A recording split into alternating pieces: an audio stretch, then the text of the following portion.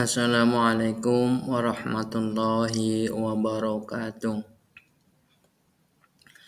Alhamdulillahi rabbil alamin. Wassalatu wassalamu ala asrafil anbiya'i wal mursalin. Sayyidina wa maulana Muhammadin wa ala alihi wa sahbihi ajma'in, amma ba'du. Apa kabar semuanya, adik-adik, siswa-siswi MTS kelas 7 yang berbahagia? Mudah-mudahan semuanya sehat-sehat selalu dan selalu dalam rahmat Allah Subhanahu wa taala. Jumpa lagi dengan Pak Saniman dalam belajar Al-Quran Hadis. Selamat datang di MTS kelas 7 bagi siswa-siswi baru. Pada kesempatan ini Pak Saniman akan memulai pembelajaran Al-Quran Hadis dari mulai bab pertama dengan judul Al-Quran dan Hadis Pedoman Hidupku. Mari kita lanjut ke halaman selanjutnya. Kompetensi inti: menghargai dan menghayati ajaran agama yang dianutnya. Kompetensi inti 2, menunjukkan perilaku jujur, disiplin, tanggung jawab, peduli atau toleran, gotong royong, santun, percaya diri dalam berinteraksi secara efektif dengan lingkungan sosial dan alam dalam jangkauan pergaulan dan keberadaannya. KI 3, memahami pengetahuan dalam kurung faktual, konseptual, dan prosedural berdasarkan rasa ingin tahunya tentang ilmu pengetahuan, teknologi, seni, budaya, terkait fenomena dan kejadian tampak mata. KI 4, mencoba, mengolah, dan menyaji dalam ranah konkret, dalam kurung menggunakan, mengurai, merangkai, memodifikasi, dan membuat, dan ranah abstrak dalam kurung menulis, membaca, menghitung, menggambar, dan mengarang sesuai dengan yang dipelajari di sekolah dan sumber lain yang sama dalam sudut pandang teori. Kompetensi dasar 1.1, menerima Al-Quran dan Hadis sebagai pedoman hidup manusia. 2.1, menjalankan sikap tanggung jawab dalam berperilaku. 3.1, memahami kedudukan dan fungsi Al-Quran dan Hadis dalam Islam. 4.1, menyajikan kesimpulan tentang kedudukan dan fungsi Al-Quran Hadis dalam Islam. Lanjut halaman berikutnya. Indikator pencapaian kompetensi. 1. Mengakui kebenaran Al-Quran dan Hadis. 2. Meyakini kebenaran isi Al-Quran dan Hadis. 2.1, menampilkan sikap tanggung jawab dalam berperilaku. Sikap tanggung jawab dalam berperilaku.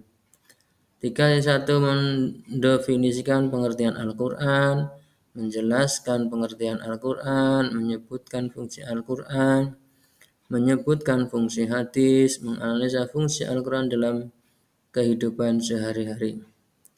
Menyimpulkan kedudukan Al-Hadis sebagai pedoman hidup. 4.1, mendeskripsikan secara efektif memfungsikan Al-Quran dalam kehidupan sehari-hari. 4.2, merepresentasikan ciri perilaku hidup yang sesuai dengan Al-Quran dan hadis. Peta kompetensi materi, kedudukan dan fungsi Al-Quran hadis dalam Islam, aktivitas, membaca, menghafal, berdiskusi, tanya jawab, menganalisis, penugasan. Keterampilan, berpikir kritis, berkomunikasi, berkolaborasi, berkreasi, berliterasi, disiplin. Halaman selanjutnya, masuk ke materi. Prawacana.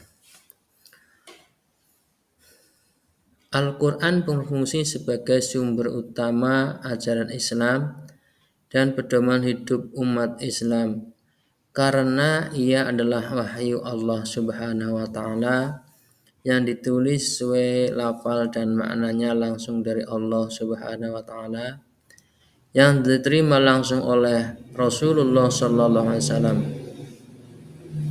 Sedangkan hadis berfungsi sebagai sumber utama kedua setelah Al-Quran karena ia juga merupakan wahyu dari Allah Subhanahu wa taala yang maknanya dari Allah Subhanahu wa taala sedangkan lafalnya dari Rasulullah sallallahu alaihi wasallam.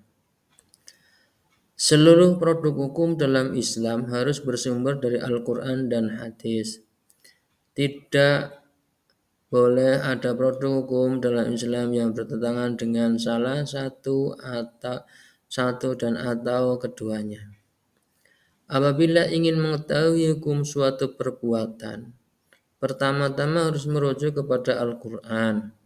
Apabila di dalam Al-Quran tidak ditemukan hukumnya, merujuk kepada hadis.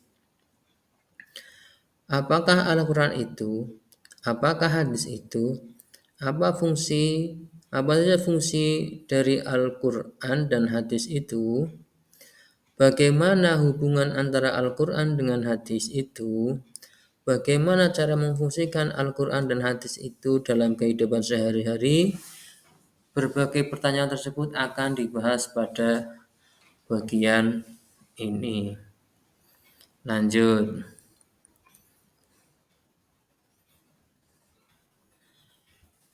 Al-Quran. Al-Quran. 1. Pengertian Al-Quran. Menurut cendekiawan Muslim Quraisy Shihab, kata Al-Quran berasal dari kata kerja qara'a yang berarti membaca. Dan kata dasarnya adalah Quran yang berarti bacaan. Huruf alif pada kata Quran menunjuk lanjut Quraisy Shihab mengandung arti kesempurnaan. Dengan demikian, Al-Quran adalah bacaan yang sempurna. Tidak hanya sempurna akan kandungannya, namun juga redaksi serta petunjuknya. Lanjut. Kesempurnaan lain yang dimiliki Al-Quran, lanjut Quraisy Shihab, karena ia mudah diingat. Tidak hanya untuk orang tua, anak-anak pun sangat mudah menghafalnya. Kesempurnaan Al-Quran itu telah terbukti dalam sejarah bahwa tidak satu bacaan pun sejak manusia mengenal tulis baca ribuan tahun yang lalu yang dapat menandingi Al-Quran Al-Karim, bacaan yang sempurna lagi mulia itu.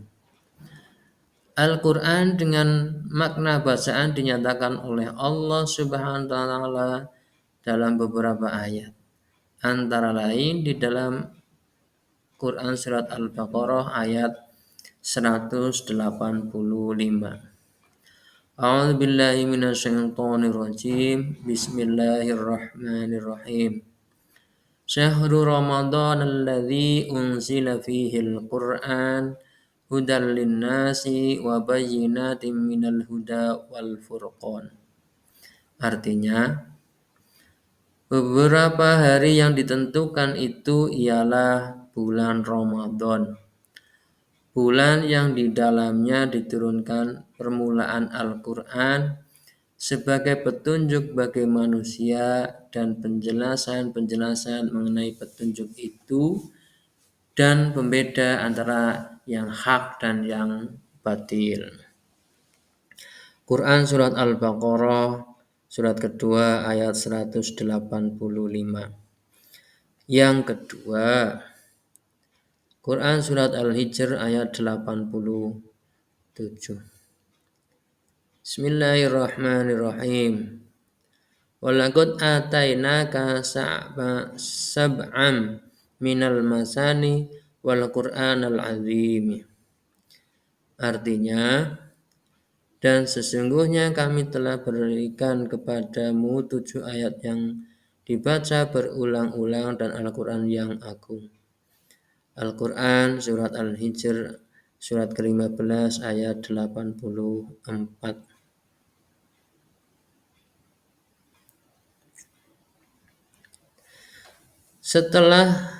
Secara istilah, para ulama memberikan pengertian bahwa Al-Quran adalah kalamullah yang menjadi mukjizat yang diturunkan dalam hati Nabi Muhammad SAW, diriwayatkan kepada kita secara mutawatir dan membacanya dinilai sebagai ibadah. Dari pengertian tersebut dapat dipahami bahwa pertama, Al-Quran merupakan kalamullah. Artinya, bukan ucapan Nabi Muhammad SAW, malaikat atau makhluk lainnya, tetapi firman Allah Subhanahu wa taala yang diturunkan melalui wahyu yang memberikan jaminan kesempurnaan dan terbebas dari kekurangan. Kedua, Al-Quran merupakan mukjizat, artinya hal luar biasa yang diturunkan kepada Nabi Muhammad SAW. Ketiga, Al-Quran diturunkan atau difirmankan secara mutawatir, artinya riwayat yang disampaikan oleh ketiga orang atau lebih yang memiliki kualitas terbaik sebagai orang-orang yang berakhlak mulia, sempurna kemampuan hafalannya dan tidak pernah berbohong. Keempat, membacanya merupakan ibadah. Membaca Al-Quran menjadi tanda keimanan seseorang. Semakin tinggi imannya, semakin sering dan sungguh-sungguh membacanya. Semakin sering membaca, semakin meningkat imannya. Nama-nama Al-Quran. Allah Subhanahu wa taala menyebut Al-Quran dengan berbagai macam sebutan. Di dalam Al-Quran banyak kita temukan sebutan itu. Di antaranya adalah Alkitab atau Kitab Allah. Dapat ditemukan di dalam Al-Quran surat Al-Baqarah ayat 2. Bismillahirrahmanirrahim. Dzalikal kitabu la raiba fihi hudal lil muttaqin. Artinya, kitab Al-Quran ini tidak ada keraguan padanya. Petunjuk bagi mereka yang bertakwa. Quran surat Al-Baqarah surat kedua ayat 2. Allah Subhanahu wa taala juga menyebut Al-Quran dengan Al-Furqan. Sebutan ini dapat kita temukan di dalam Quran surat Al-Furqan ayat 1. Tabarakalladzi nazzala al-furqana 'ala 'abdihi liyakuna lil 'alamina nadhira. Mari kita ulang. A'udzu billahi minasyaitonir rajim. Bismillahirrahmanirrahim. Tabarakalladzi nazzalal furqana 'ala 'abdihi liyakuna lil 'alamina nadhira.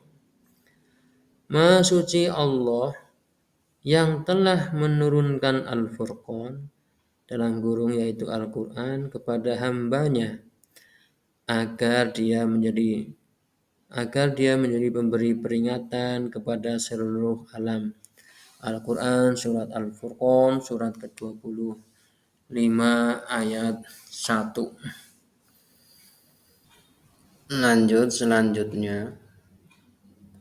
Yang ketiga, fungsi Al-Quran. A. Fungsi Al-Quran dalam Islam. Fungsi Al-Quran secara umum sebagai sumber ajaran atau hukum Islam yang utama, sebagai konfirmasi dan informasi terhadap hal-hal yang tidak dapat diketahui oleh akal. Petunjuk hidup manusia di ke jalan yang lurus tentang berbagai hal, sebagai pengontrol dan pengoreksi terhadap ajaran-ajaran masa lalu, yaitu Injil, Zabur, dan Taurat.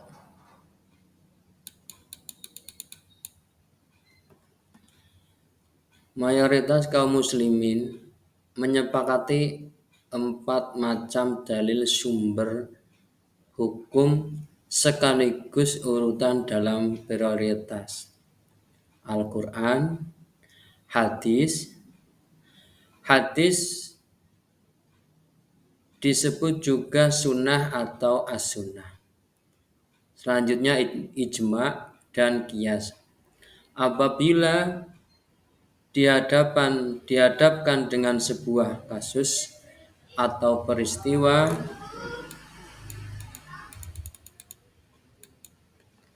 memerlukan ketetapan hukum, yang pertama dilihat adalah Al-Quran.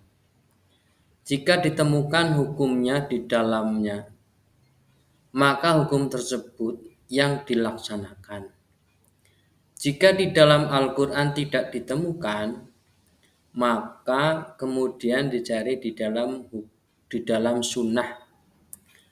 Jika ditemukan hukumnya di dalam sunnah, maka hukum tersebut yang dilaksanakan.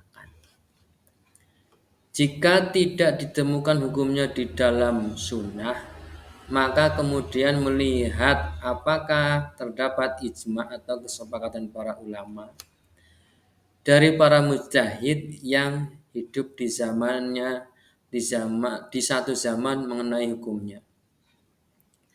Jika ditemukan, maka hukum tersebut yang dilaksanakan. Jika tidak ditemukan, maka dilakukan ijtihad, upaya mengeluarkan hukum oleh para ulama yang memenuhi syarat-syarat tertentu dengan menggunakan qiyas terhadap nas Al-Quran dan Sunnah. Yang menjadi dalil untuk menetapkan keempat sumber hukum tersebut adalah firman Allah. A'udzubillahi minasyaitonirrajim. Bismillahirrahmanirrahim. Ya ayyuhalladzina amanu atti'ullaha wa atti'ur rasul wa ulil amri minkum. Fa in tanaza'tum fi syai'in farudduhu ilallah wa rasuli. In kuntum tu'minuna billahi wal yaumil akhir. Dzalika khairu wa ahsanu ta'wila. Artinya,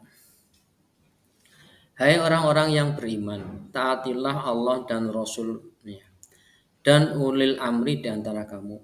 Jika kamu berlainan pendapat tentang sesuatu, maka kembalilah ia kepada Allah atau Al-Quran dan Rasul-Nya Sunnah.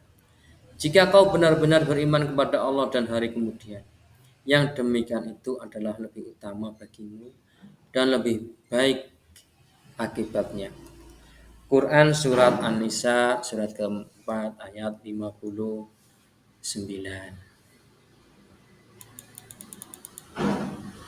Di dalam Al-Quran ada 3 fungsinya sebagai petunjuk. Al-Quran menjadi petunjuk bagi manusia secara umum, petunjuk bagi orang-orang yang bertakwa, dan petunjuk bagi orang-orang yang beriman. Jadi, Al-Quran tidak hanya menjadi petunjuk bagi umat Islam saja, tetapi bagi semua manusia secara umum. Pembahasan lain, keutamaan mempelajari Al-Quran. Inna afdolakum min ta'allamal Qur'an wa 'allamahu. Rawahu Bukhari. Sesungguhnya orang yang paling utama di antara kamu adalah orang yang belajar Al-Qur'an dan mengajarkannya. Hadis riwayat Bukhari. Kandungan Al-Quran memang ada yang bersifat universal seperti berkaitan dengan ilmu pengetahuan dan itu bisa menjadi petunjuk bagi semua orang, tidak hanya orang yang beriman Islam dan bertakwa saja. Al-Quran Al-Karim adalah kitab akhir yang diturunkan oleh Allah. Al-Quran menghapus kitab Taurat, Zabur, Injil, dan seluruh kitab yang diturunkan sebelumnya. Al-Quran adalah sebagai hakim atau standar untuk menentukan benar tidaknya ayat-ayat yang diturunkan dalam kitab-kitab sebelumnya. Oleh karena itu, tidak ada kitab-kitab yang diturunkan sebelum Al-Quran yang masih berlaku setelah Al-Quran diturunkan. Allah Ta'ala berfirman di dalam Al-Quran surat Al-Ma'idah ayat 48. Wa anzalna ilaikal kitaba bil haqqi musaddiqan lima bayna yadayhi minal kitabi wa muhaiminan alaihi fahkum bainahum bima anzalallah wa la tattabi ahwa'ahum amma ja'aka minal haqq. Artinya,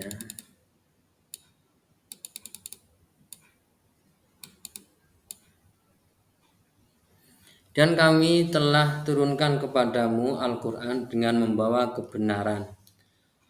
Membenarkan apa yang sebelumnya, yaitu kitab yang diturunkan sebelumnya dan sebagai hakim terhadap kitab-kitab yang lain itu.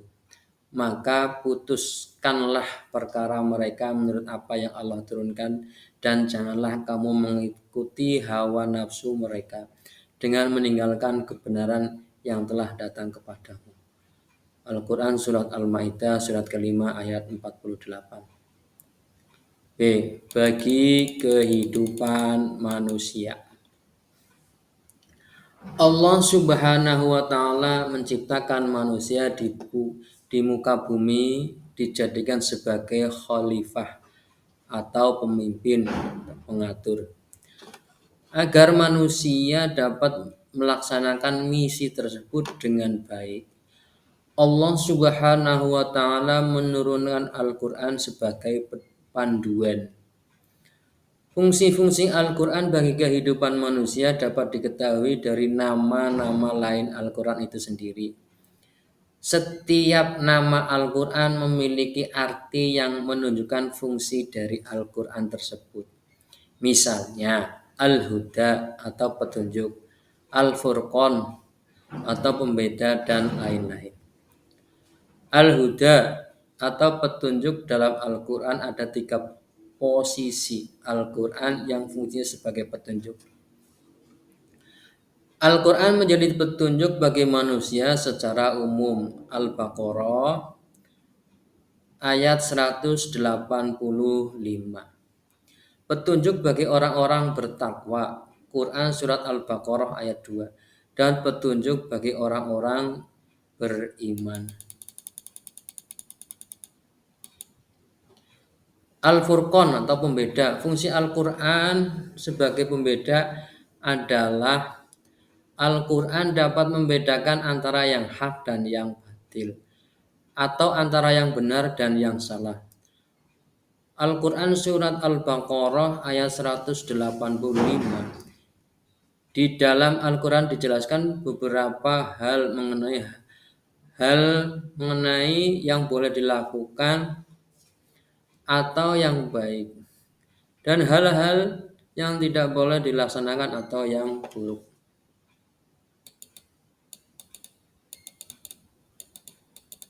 B. Hadis. Pengertian hadis. Secara bahasa, hadis artinya baru, tidak lama, ucapan, pembicaraan, cerita. Menurut para ulama, hadis merupakan sinonim dari sunnah atau Setiap sesuatu yang diriwayatkan oleh atau dinisbatkan kepada diri Rasulullah Shallallahu Alaihi Wasallam, baik berupa perkataan, perbuatan, dan penetapan.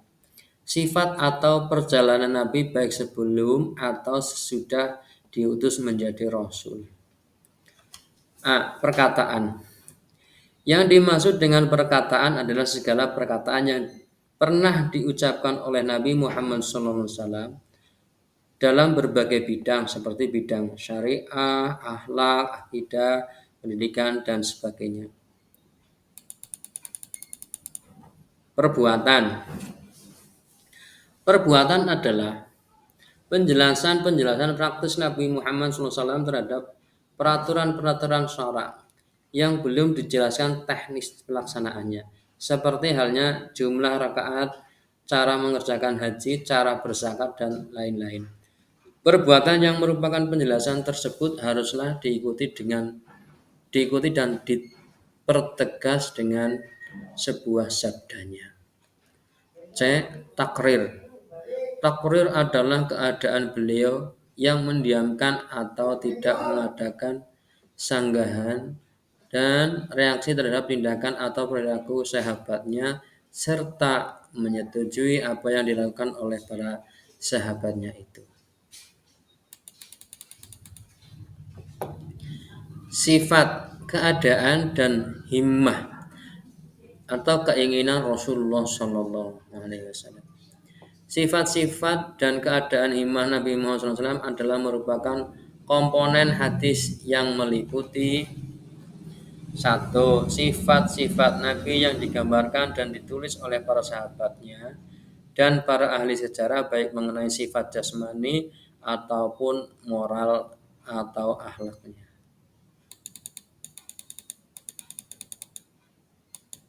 Dua, silsilah atau nasab. Nama-nama dan tahun kelahirannya yang ditetapkan oleh para sejarawan. Tiga, himmah. Keinginan Nabi untuk melaksanakan suatu hal, seperti keinginan beliau untuk berpuasa setiap tanggal 9 Muharram.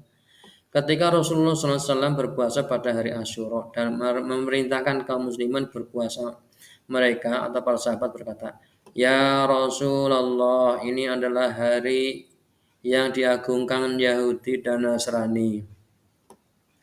Maka Rasulullah SAW pun bersabda, jika tahun depan kita bertemu dengan bulan Muharram, kita akan berpuasa pada hari ke-9, tanggal 9. Hadis riwayat Bukhari dan Muslim.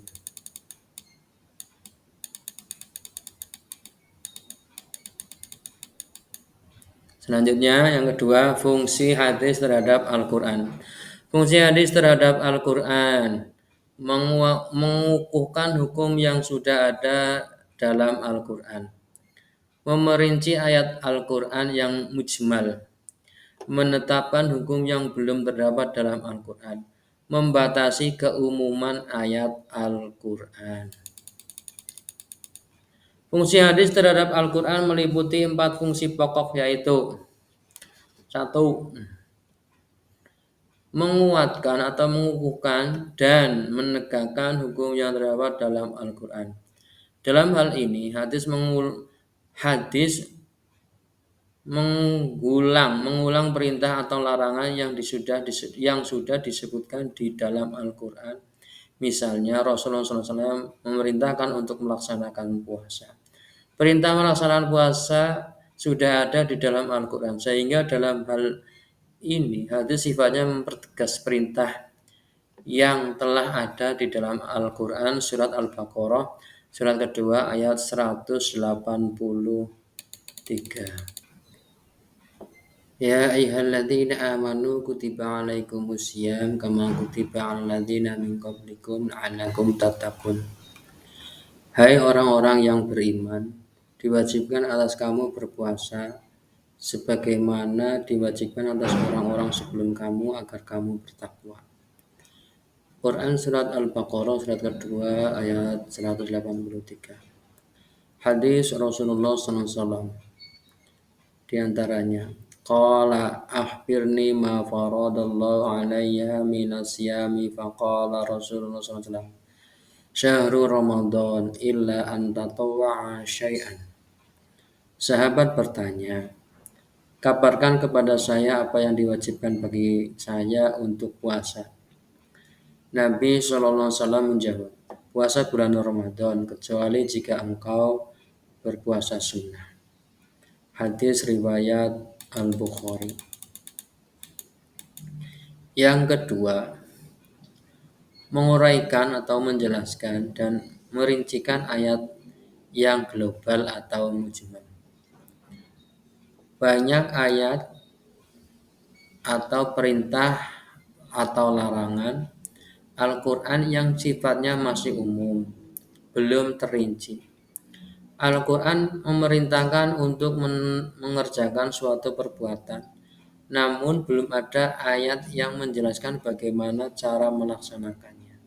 Sehingga perintah yang ada belum bisa dilaksanakan. Misalnya, perintah melaksanakan sholat. Perintah melaksanakan sholat ini diperintahkan dalam Quran surat Al-Baqarah, surat kedua ayat 83. Dan di beberapa surah dan ayat yang lain. Namun, tidak ada satupun ayat Al-Quran yang menjelaskan bagaimana cara melaksanakan sholat. Tata cara pelaksanaan sholat secara lengkap diajarkan dan dicontohkan langsung oleh Rasulullah Shallallahu Alaihi Wasallam sebagaimana sabdanya. Sallu kama ro'aitumuni usolli. Artinya, salatlah kalian semua sebagaimana kalian lihat aku sholat.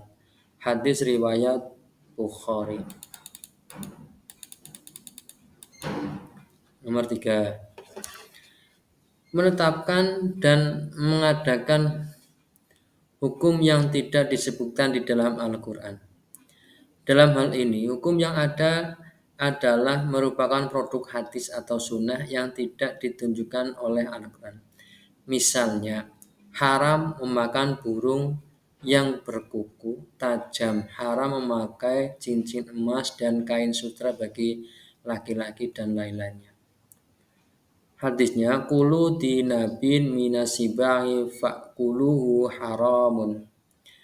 Setiap binatang buas yang bertaring, maka memakannya adalah haram. Hadis riwayat Muslim. Nomor 4, membatasi keumuman ayat Al-Quran. Banyak perintah di dalam Al-Quran yang mengisyaratkan berlaku secara umum. Seluruh manusia atau umat Islam, baik laki-laki maupun perempuan, besar maupun kecil, sehat maupun sakit, sedang berpergian maupun di rumah, dan lain-lain. Rasulullah SAW mengecualikan atau mengkhususkan, misalnya Allah Subhanahu wa Ta'ala memerintahkan seluruh orang iman untuk melaksanakan sholat Jumat. Quran surat Al-Jum'ah ayat 9. A'udzu billahi minasyaitonir rajim. Bismillahirrahmanirrahim.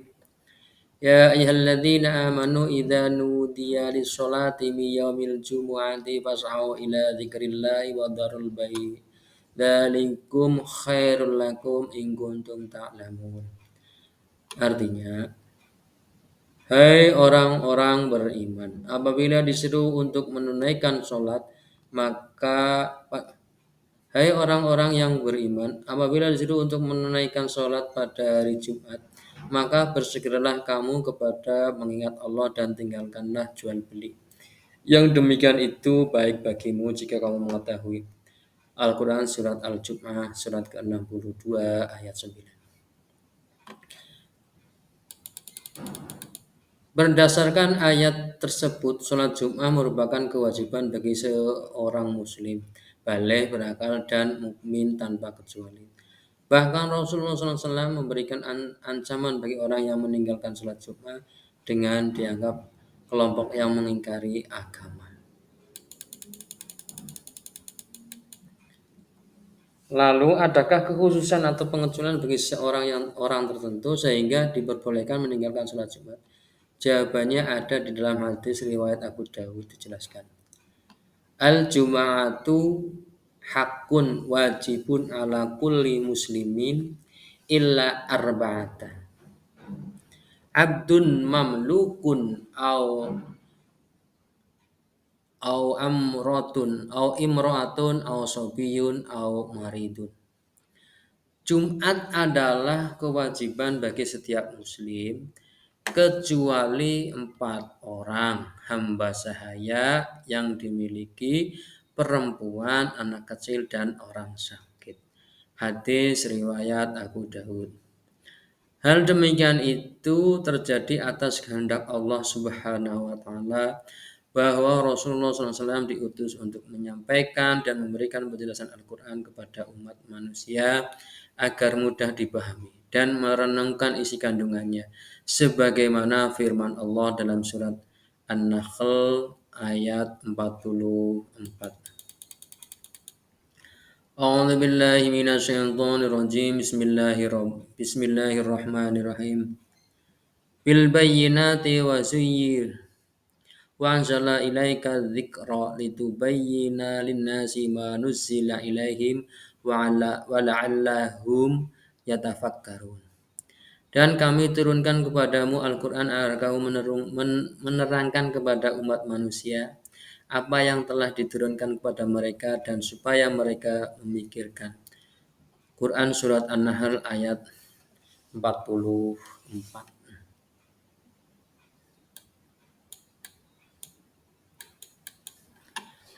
Fungsi Al-Quran dan hadis dalam Islam. 1. Al-Quran merupakan kitab suci terakhir yang diturunkan Allah Subhanahu wa Ta'ala. Kitab Al-Quran sebagai penyempurna dari kitab-kitab Allah Subhanahu wa Ta'ala yang pernah diturunkan sebelumnya, yakni Taurat, Zabur, Taurat, dan Injil. Kitab-kitab Allah Subhanahu wa Ta'ala sebelumnya ditunjukkan kepada umat pada zaman tertentu saja. Berbeda dengan Al-Quran yang diturunkan oleh manusia pun sampai akhir zaman. Berbeda dengan Al-Quran yang digunakan oleh manusia siapapun sampai akhir zaman. 2. Sebagai sumber hukum pertama dan utama dalam Islam. 3. Hadis merupakan sumber hukum kedua ajaran Islam setelah Al-Quran. 4. Hadis merupakan rujukan umat Islam dalam memahami syariat.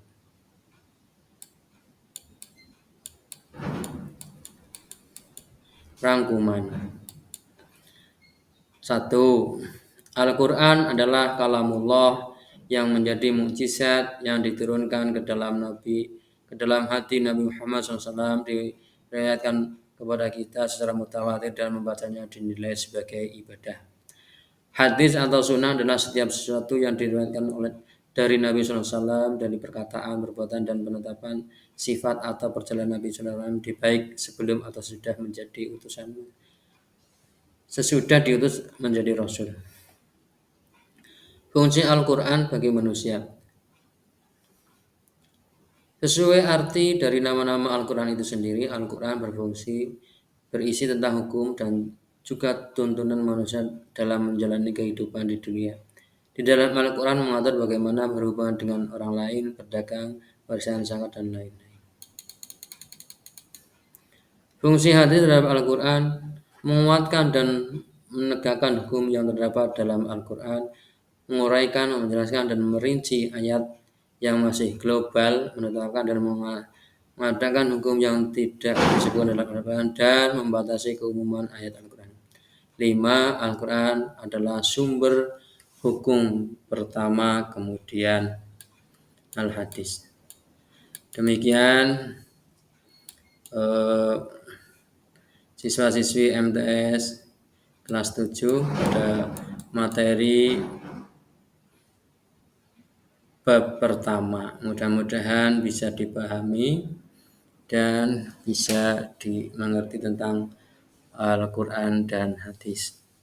Sampai ketemu di bab-bab berikutnya. Silahkan share atau bagikan video seperti ini ke teman-teman yang lain, biar lebih banyak teman yang tahu tentang video-video pembelajaran Al-Quran Hadis, khususnya Al-Quran Hadis kelas 7. Sampai jumpa lagi. Assalamualaikum warahmatullahi wabarakatuh.